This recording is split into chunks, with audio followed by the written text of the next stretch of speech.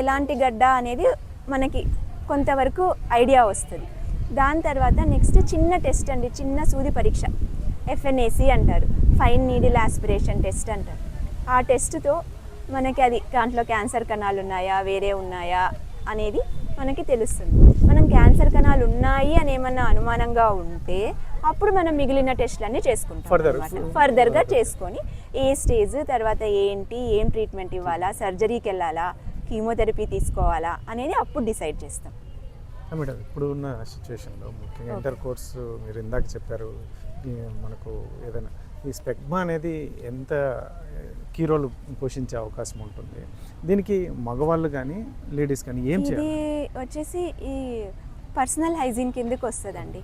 అంటే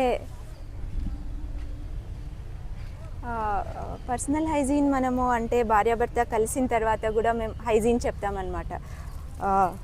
దానికి తర్వాత పీరియడ్స్ అప్పుడు, మెన్స్ట్రుయేషన్ అప్పుడు ప్యాడ్స్ పెట్టుకోవడం కానీ, క్లాత్ పెట్టుకోవడం కానీ, ఆ హైజీన్ కానీ, రెగ్యులర్ హైజీన్ కానీ, ఇవన్నీ ఏమవుతుందంటే ఈ HPV వైరస్ ఉంది కదండి, HPV వైరస్ స్ప్రెడ్కి, ఇన్ఫెక్షన్కి దోహదం చేస్తాయన్నమాట.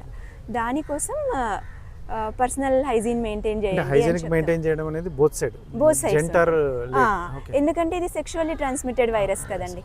కాబట్టి అందుకే నేను వ్యాక్సిన్ కూడా మగపిల్లల్లో